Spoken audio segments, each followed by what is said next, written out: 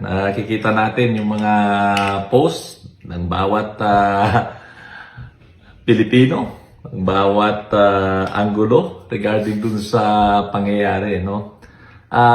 Unang-una po, para maliwanag sa netizens, no? Ang video po na inyong unang nakita ay edited, no?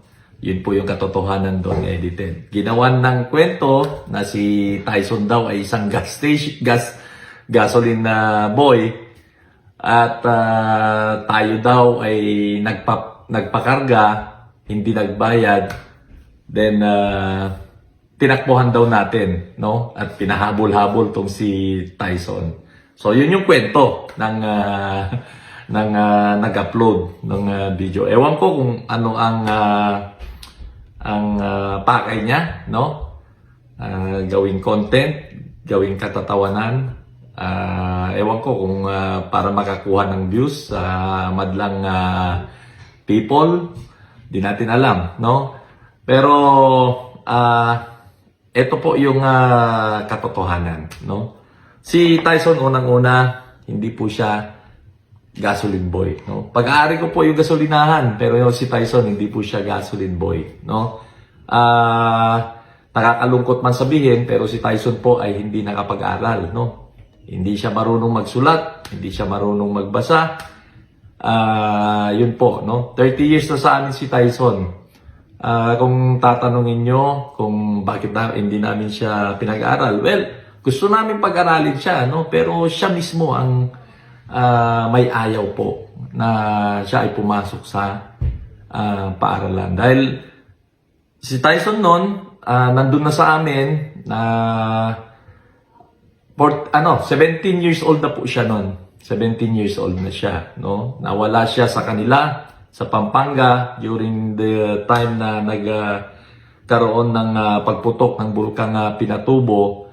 So 30 years po na nawala si Tyson sa Alakapan, sa Pampanga, no? Napadpad sa Alakapan sa Cagayan. So yun po ang katotohanan, no? Hindi po totoo na gasoline boy si Tyson, hindi po totoo na nagpakarga po kami, at hindi po totoo na tinakbuhan namin yung si Tyson na content man yun o anuman, no? During that time po, yung pag nakita yung video, yung gasolinan, huminto po kami doon dahil may opisina po ako doon. So after ng pagbisita natin doon sa opisina, nagyaya yung grupo dahil may unang-una may ka-meeting din ako doon sa pupuntahan, kakainan.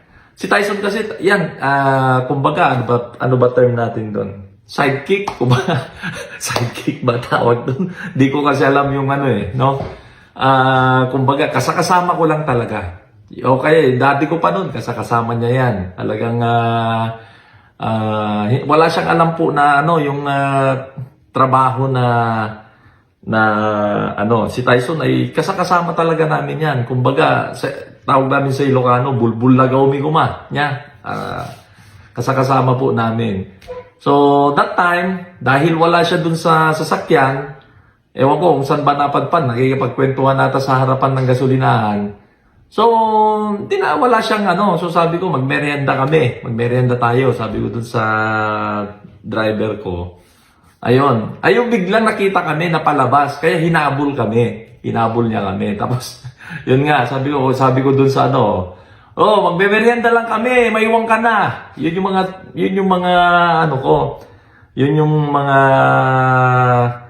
sinasabi ko dun sa video, no? So, natatawa ako dahil ginawan ng kwento na hindi raw tayo nagbayad at pinahabol-habol natin si Tyson dun sa pangyayaring yon, which is talaga, minsan talagang nagkukulitan kami niyan. Ang daming mga kulitan, ang dami namin ginagawang vlog, ang dami namin ginagawang eksena. Pasensya na po kung sa mata ng iba ay hindi po nakakatuwa sa inyo. Pero yun po ay sa aming dalawa po yun, no? Sa amin po yun. Pasensya na sa mga iba, yung mga judgmental na tao dyan. wala tayong magagawa kung ganun po ang inyong pananaw. Humihingi po tayo ng paumanhin, no? So, yun, ang dami kong natanggap na pangbabash, no? Pati pamilya ko, sabi nila, mamamatay naman tayo lahat, no? Sino bang mabubuhay? Sino bang maiiwan dito? Lahat po tayo ay papunta doon, no? Yun lamang po, no? Paglilinaw lang para sa lahat ay huwag magpapaniwala po sa fake news, no?